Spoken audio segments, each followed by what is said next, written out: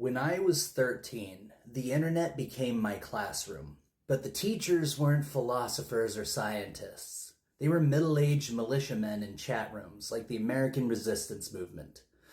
That site is gone now, but in its heyday, it was a gathering place for every shade of anti-government paranoia.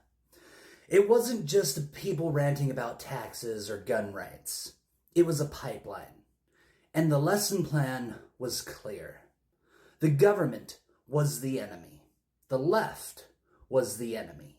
Your neighbors might be the enemy. And only an armed, disciplined citizenry could defend America. I was a kid in a uniform with the Atwater Police Cadets by day, and by night I was absorbing strategies for resistance, stockpiling conspiracies in my head like they were ammunition.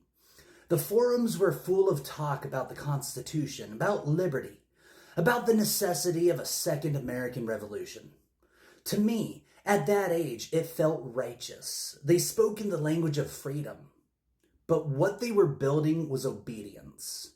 Obedience to a vision of America where freedom was hoarded for the few and the many were kept out by force. I remember being so convinced that tyranny was just around the corner that I tried to recruit my own brother, who was in the army at the time, into the Oath Keepers. I begged him to swear that he would disobey unconstitutional orders that were supposedly inevitable under Democrats. The irony, of course, is that those orders never came. Obama never sent troops to confiscate guns, never imposed martial law, never built the FEMA camps they warned us about. But that was the point. The point was to hardwire the paranoia so deeply that if a strongman ever came from the right, his orders wouldn't be seen as unconstitutional at all. They would be seen as patriotism in action. That's the genius of the movement I brushed up against as a teenager. They dressed fascism in the costume of resistance. They made people believe that defending liberty meant preparing to tear down democracy itself. And for a while, I believed them. If I hadn't lost my faith in religion when I did, if I hadn't been forced to ask deeper questions about authority and truth, I might have stayed there. I might have ended up as one more angry man with a rifle, convinced he was defending freedom while actually destroying it. What saved me wasn't moderation. It wasn't being gently steered toward the middle. It was rupture. It was the collapse of a worldview that forced me to rebuild from first principles. And when I went back to those principles, I didn't find them in the militia chat rooms. I found them in the Enlightenment, in the recognition that liberty is not the property of a few, but the birthright of all. I found that any system that depends on exclusion, on fear, on domination, is not liberty at all.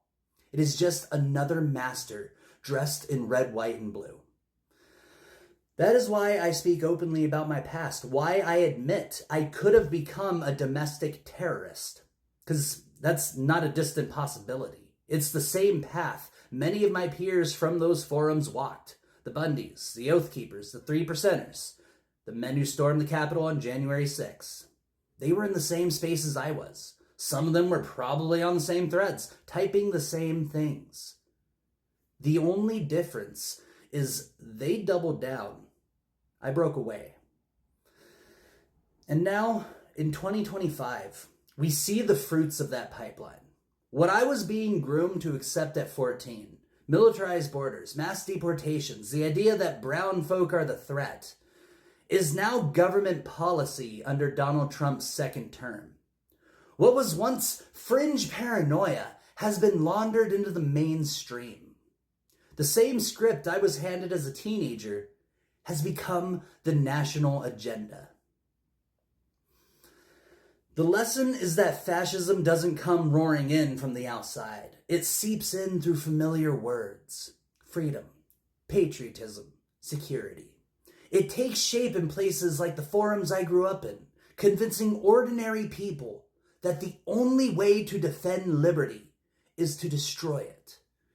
And if we don't confront that pipeline at its root, if we don't build a vision of freedom that actually includes everyone, it will keep producing foot soldiers for authoritarianism.